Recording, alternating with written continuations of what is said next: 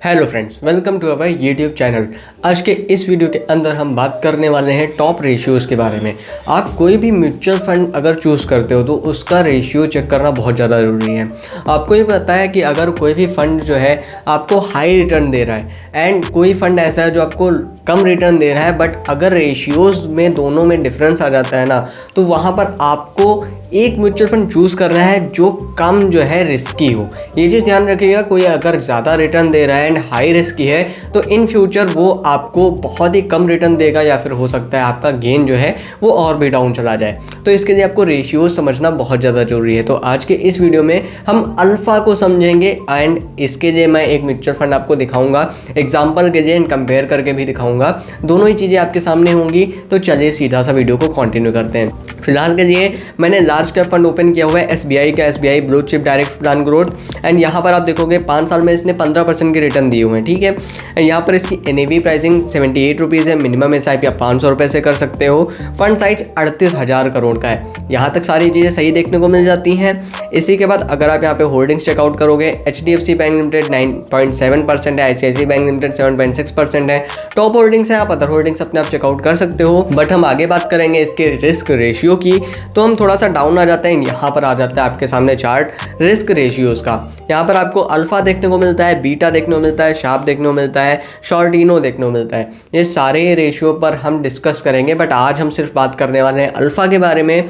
Alpha यहाँ पर 1.39 लिखा हुआ है। अब आखिर 1.39 का मतलब क्या है, कैसे आप जज कर पाओगे कि किसी भी फंड में, किसी भी म्यूचुअल फंड में अल्फा की वैल्यू अगर 5 लिखी है, 3 लिखी है, 3.5 लिखी है, तो उससे आपको समझ में क्या आना है। सबसे पहली चीज़, अगर आपको इजी समझना है तो अल्फा जितना ज़्यादा होगा किसी भी म्यूचुअल फंड में वो आपके लिए बेहतर होने वाला है।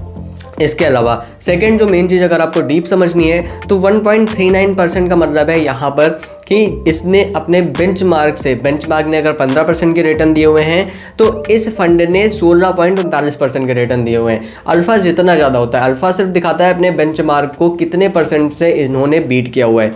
अल्फा की नॉर्मल वैल्यू होती है 0। ठीक है, 0 के ऊपर अगर ये जाती है किसी भी म्यूचुअल फंड में आप चेकआउट करते हो, लाइक मैं अगर दूसरा म्यूचुअल फंड ओपन कर देता हूँ, SBI का ही स्मॉल फंड है, ठीक है, स्मॉल कैप फंड है।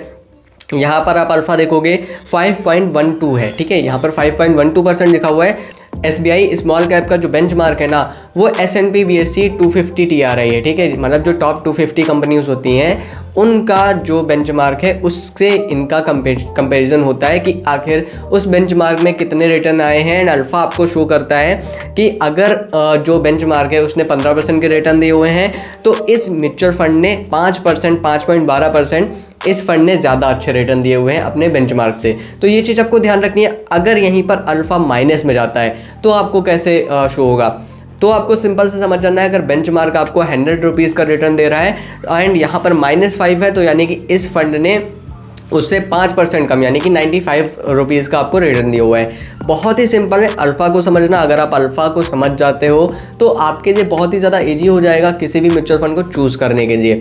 आपको ध्यान रखना है, सिर्फ आपको यहाँ पर जैसे रिटर्न आ जाता है, यहाँ पर आप 5 साल का डाटा देख लेते हो या लॉन्ग टर्म का डाटा देख लेते हो, आपको सिर्फ रिटर्न अच्छे दिख जाते हैं एंड आप देखते हो अल्फ़ा एंड बीटा, ये सारी चीज़ें आप नहीं चेकआउट करते हो तो इन फ्यूचर ये आपके लिए बहुत ज़्यादा रिस्की हो जाता है। इसलिए आपको ये सारे ही रेशियोज चेकआउट करने आने चाहिए। मैंने यहाँ पर सिंपल से आपको अल्फ़ा को समझाने की कोशिश की है, जो कि मैंने बहुत शॉर्ट में आपको समझाया है। अल्फ़ा आपको इजी तौर पे समझना है कि जितना ज़्यादा होगा, यहाँ पर 5 लिखा है, अगर यहाँ पर 10 होता तो और ज़्यादा अच्छा होता है। यहाँ पर जैसे कि मैंने ब्लू चिप फंड दिखाया उसमें 1 लिखा था तो ये नॉर्मल है। ठीक है, ये बहुत ही कम है लेकिन ठीक है। लेकिन अगर यही माइनस में हो जाता है तो ये सबसे बुरा होता। एंड ये जितना ज़्यादा होगा, 5 है, इसी की वजह से 6 हो, 7 हो, 10 हो, वो बहुत अच्छा माना जाएगा। यहाँ पर 5 लिखा हुआ है तो काफ़ी अच्छा है।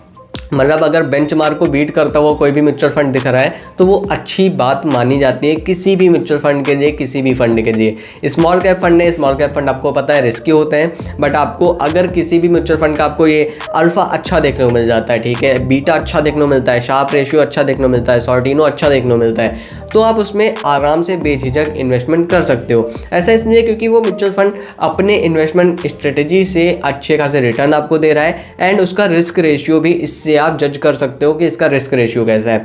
तो रिस्क रेशियो के मामले में अल्फा इस म्यूचुअल फंड का ज़्यादा अच्छा दिखाई दे रहा है एसबीआई स्मॉल कैप फंड का। अब अगर हम बात करते हैं इस म्यूचुअल फंड की, तो यहाँ पर आपको जो इसकी होल्डिंग है वो भी आप चेकआउट कर लोगे। ब्लू स्टार लिमिटेड 3.9% होल्डिंग है। कल्पात्रो प्रोजेक्ट्स में आप देखोगे 2.8% है। SBFC फाइनेंस में आप देखोगे 2.7% है। इस तरह का डाटा यहाँ पर आपको देखने को मिल जाता है। अदर डाटा आप अपने आप चेकआउट कर सकते हो। फिलहाल के लिए मेरा सिर्फ इस वीडियो को बनाने का मकसद यही था कि आपको अल्फा अच्छे से समझ में आ जाए। अगर यह वीडियो इंटरेस्टिंग लगा हो तो इस वीडियो को लाइक करें, चैनल को सब्सक्राइब करें। कोई भी दिक्कत आती है तो आप हमसे कमेंट बॉक्स में शेयर करें। धन्यवाद दोस्तों।